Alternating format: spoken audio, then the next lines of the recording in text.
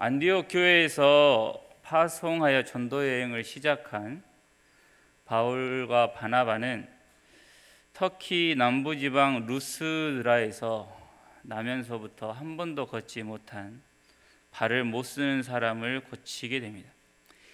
이 일로 인해서 거기에 살던 사람들이 바나바와 바울에게 제사를 드리려고 하자 이 두 사도가 깜짝 놀라며 거절을 하는 장면이죠.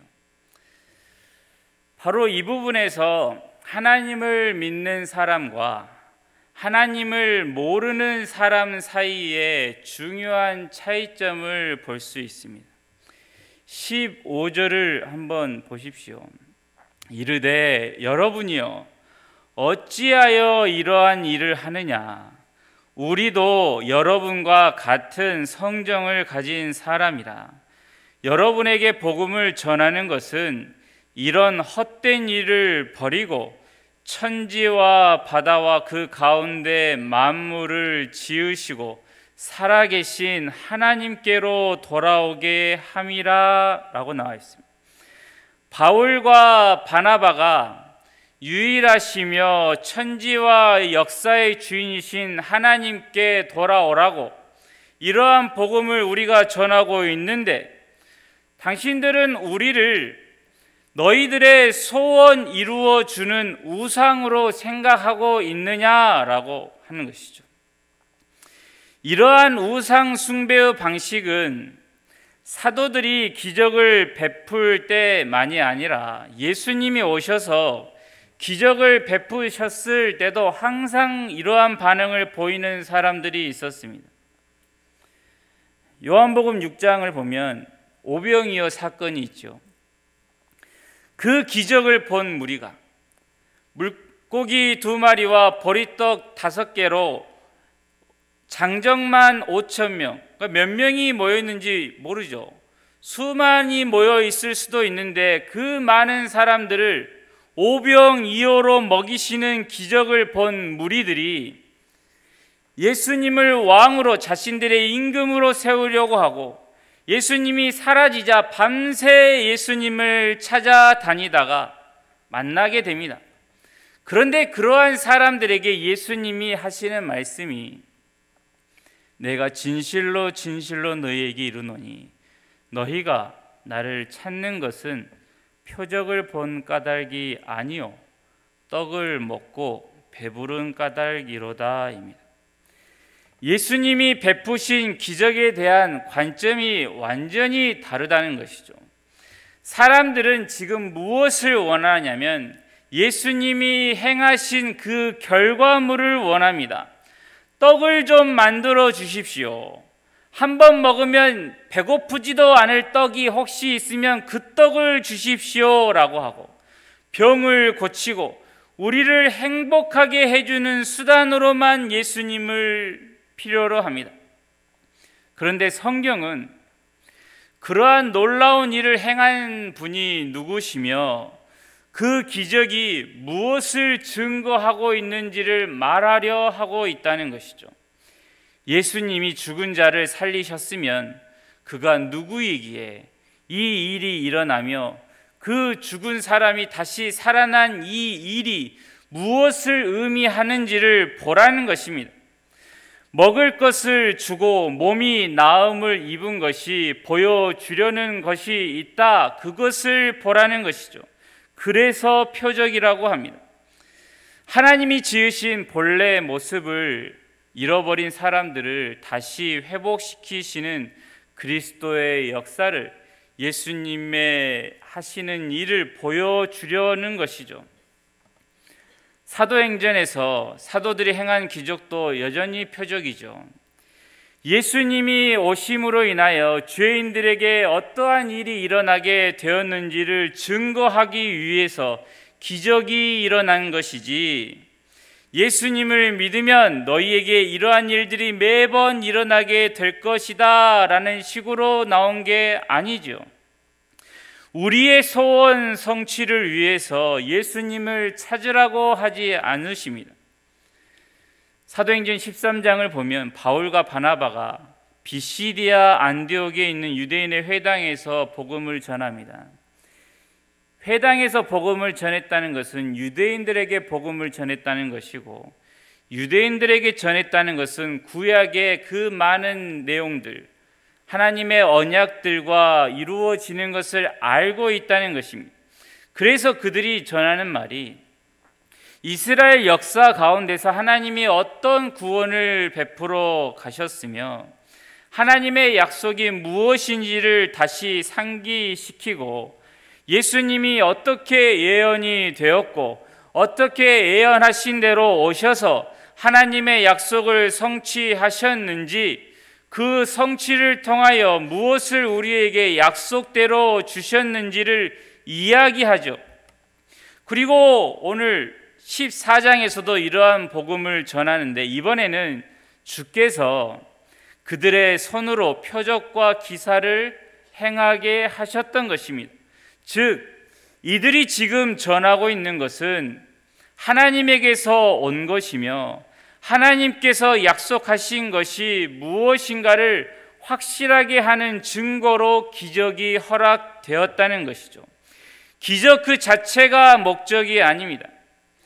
이들이 회당에서 기적을 통해 하는 말은 하나님께 돌아오라, 기적을 보면서 너희들이 더 이상 방황하지 말고 하나님께 오라는 것이죠. 이방인들은 하나님을 모르니 제우스인가 라고 생각했다 하더라도 유대인들은 하나님을 알고 있습니다. 하지만 그 하나님이 어떤 하나님인지에 대해서 관심을 안 두고 그저 자기 민족의 강대함과 자신들의 억울한 상황이 좀 벗어졌으면 하는 바람만 가지고 있는 것이죠. 그래서 바울은 하나님께서 예수님을 통해 우리를 그의 백성으로 부르시며 하나님이 친히 우리의 아버지가 되시고 자녀로 부르고 계시다는 복음을 계속 전하는 것입니다. 예수님은 화목 제물로 오셨죠. 하나님과 원수 되었던 우리를 위하여 십자가를 지시며 하나님의 어린 양이 되셨습니다. 바로 이것이 예수님을 믿는다는 내용의 핵심입니다. 예수님이 십자가를 지셨으니 그분을 믿고 하나님께로 돌아오라는 것이죠. 더 이상 죄 가운데 있지 말라는 것입니다. 예수를 믿으면 배고픈 일도 없고 돈도 많이 벌게 될 것이다 라는 그러한 의미가 아닌 것이죠. 하나님과의 관계 회복이 목적인 것입니다. 벌을 안 받고 어떤 마음의 평안을 갖게 되었다는 것보다 더 중요한 것이 있습니다. 하나님이 없이 살던 자리에서 떠나 하나님의 자녀로 돌아오게 되었다는 이야기인 것이죠. 에베소서 1장을 보면 구원이 무엇인지를 이렇게 말씀하고 있습니다.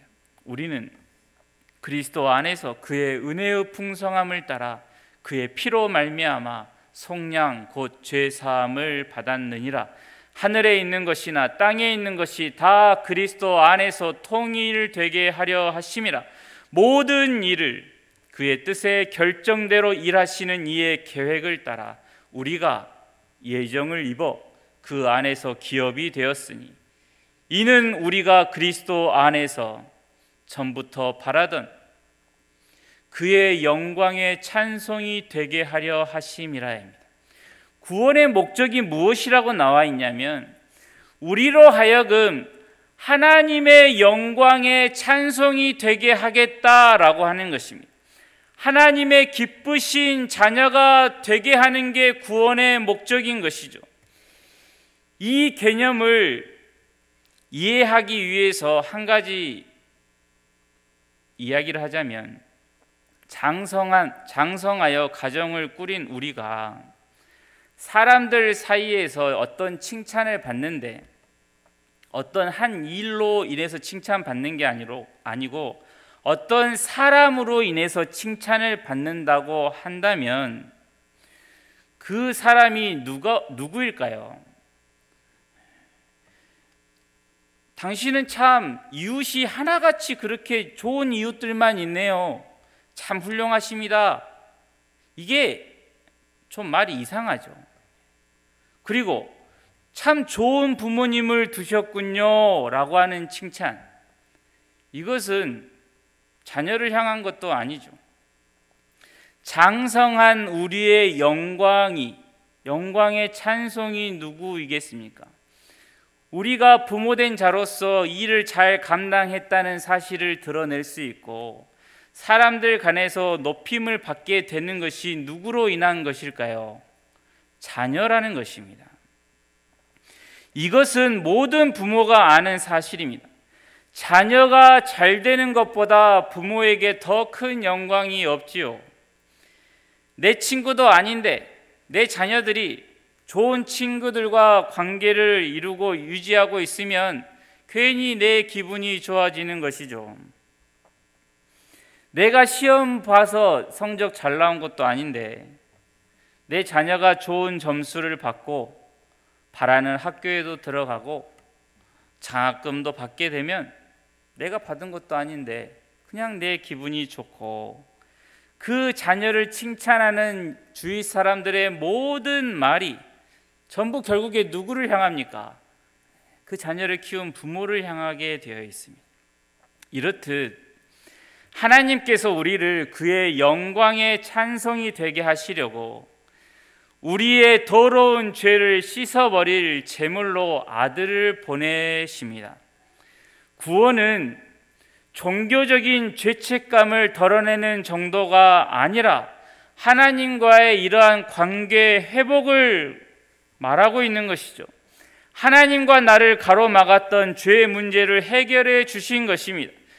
도저히 하나님의 영광이, 하나님의 찬송이 될 수가 없는 우리를 예수님을 보내어 창세 전에 정하신 관계로 다시 회복시키려는 것입니다. 구약의 이스라엘 백성들에게 계속해서 약속하신 바와 같이 나는 너희의 하나님이 되고 너희는 나의 백성이 될지라 라고 하는 약속이 바로 예수님 안에서 이루어진 것이죠.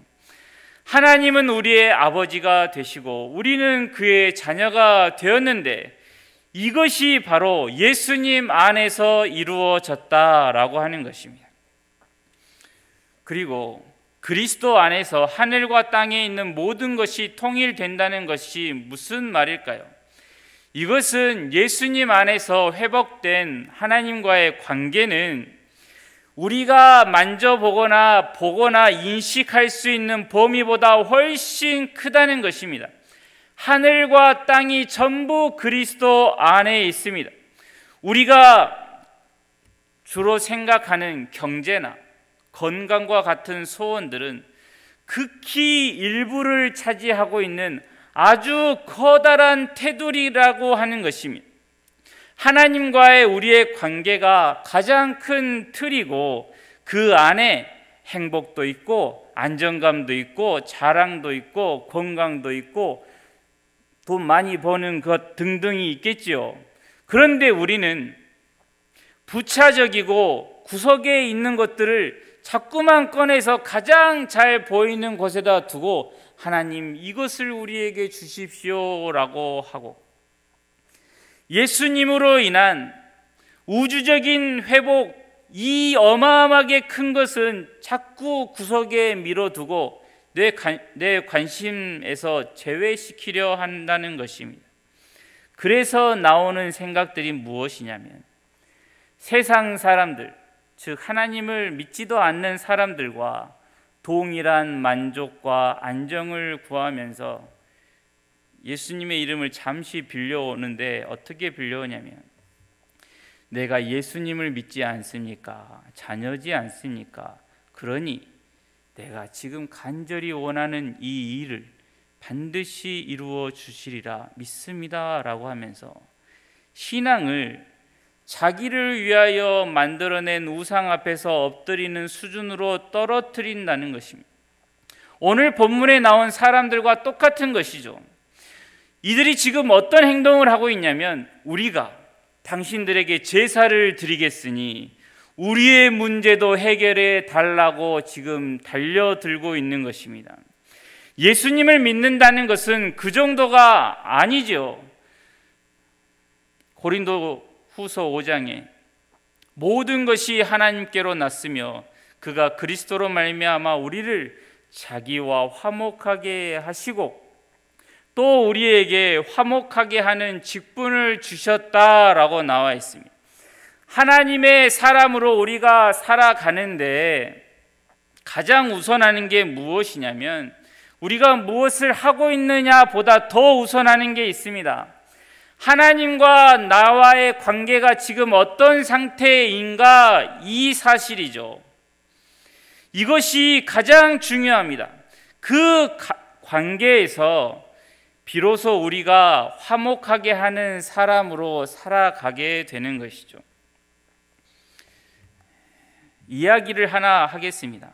목욕탕에 100ml 정도 되는, 그러니까 10cm 되는 수도관을 연결을 해서 그 목욕탕을 아주 물이 가득 채우고 넘치게 했다고 하면 그 목욕탕을 가득 채우고 있는 물을 없애려면 뭐부터 해야 할까요? 다들 매우 정상적이십니다. 당연히 수도관을 먼저 잠궈야죠.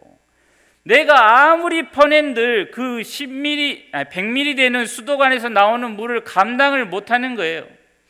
내가 무엇을 해도 수도가 안 잠겨 있으면 아무런 쓸데가 없는 것을 압니다. 그런데 간혹 이상한 사람들이 있는데 바가지를 열심히 찾아가지고 내 눈에 보이는 저 물을 없애야 되겠다.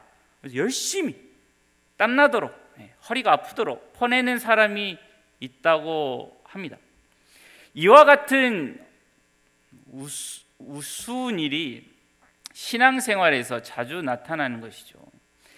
내가 예수님을 확실히 믿으니 저에게 밤새 돌려도 고장이 안 날 펌프 좀 주시고 매우 가벼우면서 아주 큰 바가지 좀 주십시오라고 하고 있는 것이죠. 믿음을, 예수님의 능력을 자꾸만 그런 쪽으로만 사용을 합니다. 물이 넘치게 된 원인인 수도관을 잠그는 게 먼저라는 사실을 못 보고 눈앞에 보이는 이 물을 어떻게 치우면 사라질 것 같다라고 하는 생각을 가지는 것이죠.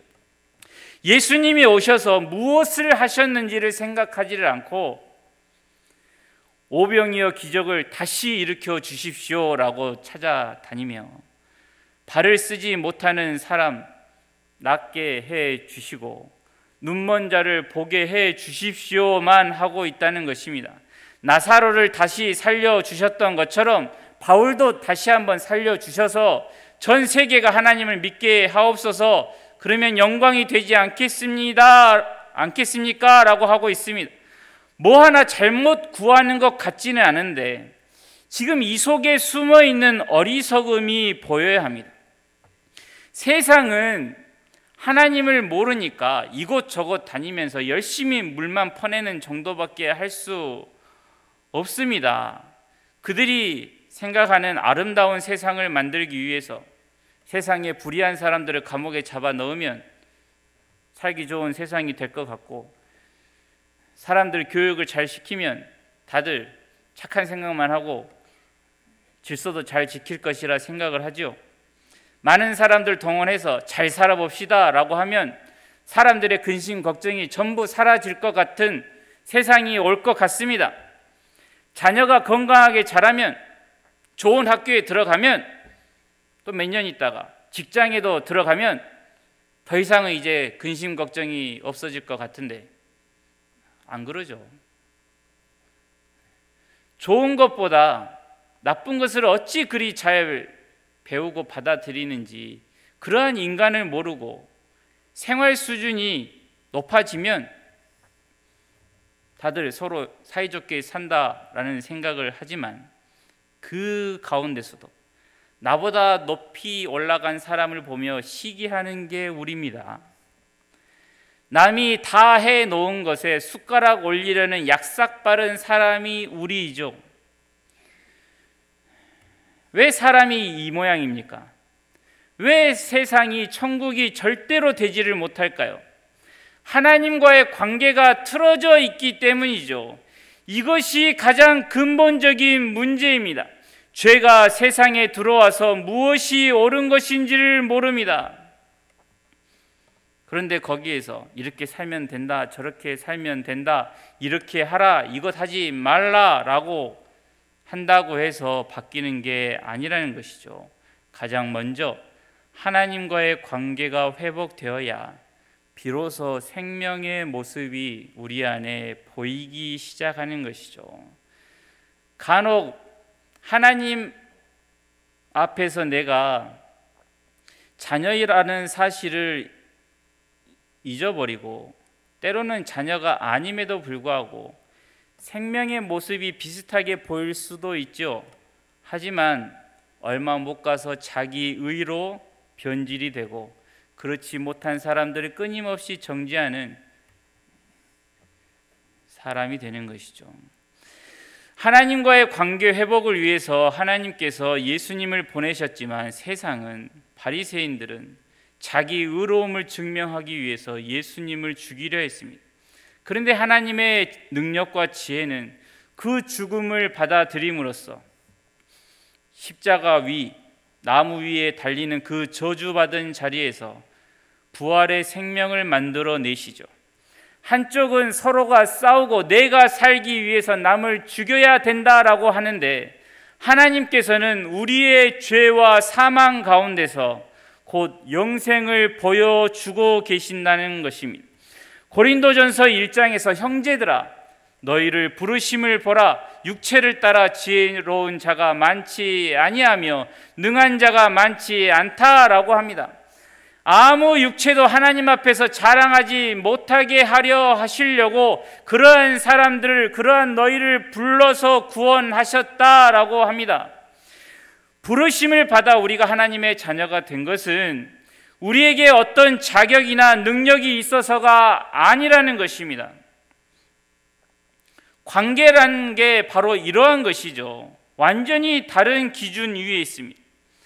종업원, 사장이 고용한 종업원에게 돈은 언제 줄까요? 일을 해야 주죠. 일을 안 하면 안 줘요. 일을 좀 이제 매우 잘하면 보너스를 주는 경우가 있겠죠. 그런데 자녀는, 우리 고1 학생들도 많지만 우리 청년도 마찬가지고 저도 마찬가지고 속을 썩여도 우리 부모님은 그래도 돈을 줘요. 배고프냐? 편의점 가서 라면이라도 사 먹어라 라고 하면 또 돈 주셔요. 그 돈은 받으면 우리가 뉘우치느냐? 안 그러잖아요. 알면서. 그렇게 안 돌아오는 걸 아는데도 계속 우리를 키우죠. 그게 부모죠. 하나님도 똑같습니다. 하나님은 우리를 사랑하시는데 자녀로 사랑하십니다. 자녀예요. 종업원으로 사랑하시는 게 아니고 자녀로 사랑하고 계신다는 겁니다. 그러니 우리 안에서 누가 더 유능하냐, 누가 더 똑똑하냐, 누가 더 하나님의 사랑을 많이 받을 만하냐라고 하는 것은 전부 의미 없는 것이죠. 자랑하는 자는 주 안에서 자랑하라고 했습니다. 예수님을 자랑하라는 것이죠. 예수님이 우리의 모든 것입니다. 하나님과의 관계를 회복하기 위해 오신 분, 사망 위에서 부활 생명을 보여주신 분, 우리를 부르신 하나님의 능력 되시는 분, 은혜와 사랑이 지극히 크심을 예수님으로 우리에게 밝히 보여주고 계십니다. 그 예수님 안에 모든 것이 다 있지요. 부모와 자녀 사이에는 무엇을 재고 아끼는 게 없습니다. 인간인 부모는 능력이 안 돼서 못 해주는 게 많아도 하나님은 그렇지 않습니다. 그래서 로마서에서는 그 아들까지 우리에게 주셨다라고 선언을 하고 있는 것이죠. 무엇을 우리에게 아끼겠느냐라고 하며 그 아들을 보라고 이야기하는 것입니다. 그런데 우리는 자꾸만 이것을 놓치는 것이에요. 예수님을 믿는다는 말의 크기를 모르니까 예수님의 이름을 자꾸만 내 필요할 때마다 거론하면서 내 손에 쥘 것을 달라고 한다는 것입니다.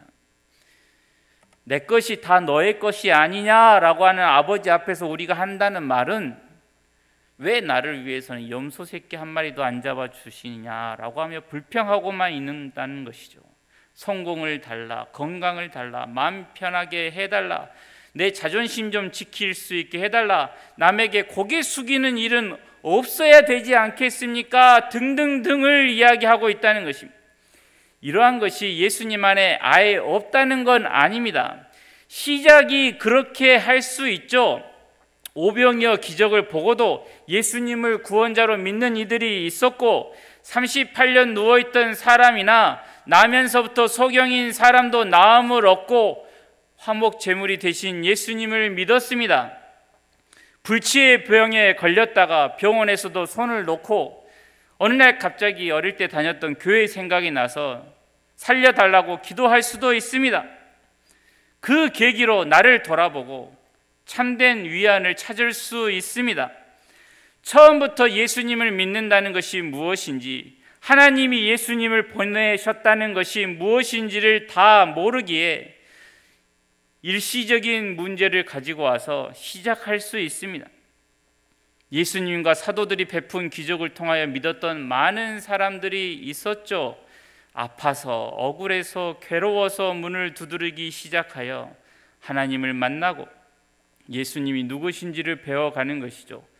그러나 그렇게 배우고 나면 내가 달라고 했던 것보다 더 크고 근본적인 것을 주시는 하나님을 만나야 하는 것입니다. 더 자라가야 할 부분이 여전히 많이 남아있는데 인간은 그것을 자꾸 거부하는 것이죠. 예수님이 나의 죄를 위해서 십자가에서 죽으셨다는 것 정도만 알면 되지 무슨 말씀을 더 배울 필요가 있느냐라고 하는 것이죠. 식사 기도하고 일주일에 한 번 나와서 예배 드릴 때 기도하면 되는 것이지 뭘 자꾸 새벽에도 나오라고 하고 금요일 밤에 얼마나 일이 많은데 그때도 나오라고 하느냐라고 어떤 분들이 그러죠. 내가 돈 쓸 때가 얼마나 많은데 평생 가도 만나지도 못할 저 사람들을 위해서 내가 왜 선교 헌금을 하느냐라고 합니다. 저는 지금 어떤 외적인 모습을 말씀드리는 게 아니라 이러한 이유와 생각으로 하고 있다면 아직도 갈 길이 먼 것이죠. 하나님께서 주시려는 복이 우리의 생각을 넘어서는 것들이 가득 있는데 그거 다 받으면 피곤해질 것 같으니 하나님 그건 나중에 저 죽기 직전에 주시고요. 저는 요 손에 쥘 수 있는 것 정도만으로도 충분합니다. 라고 하는 것은 겸손이 아니고 교만한 것이고 전에 있던 우상 숭배의 모습을 못 버리고 있는 것입니다. 아직도 하나님이 누구신지 내가 누구인지를 더 알아야 하죠. 이런 이들에게 오늘 본문에서 형제들이여 이 일을 하지 말라고 우리를 보낸 것입니다 라고 바울과 바나바가 하소연을 합니다. 잘 먹고 잘 사는 것으로 끝나는 것이 아니라 천지의 주제이신 하나님의 자녀가 되는 영광 가운데로 부르고 있는 것이죠. 예수님을 값싸게 믿지 마십시오. 나를 위해 만든 우상으로 우리가 하나님을 믿고 있는 게 아니지 않습니까? 예수님을 믿는 가치를 더 깊이 생각하셔서 우리가 세상에서 겪는 모든 일이 예수님 안에 이미 우리에게 허락된 것임을 믿기를 바랍니다. 나의 모든 상황을 다 동원해서 그의 영광과 찬송이 되게 하실 하나님의 능력과 그 신실함을 믿는 믿음이 우리에게 있기를, 그 믿음으로 자녀된 권세를 누리는 우리 모두가 되기를 간절히 바랍니다. 기도하겠습니다. 하나님 아버지, 우리에게 베푸신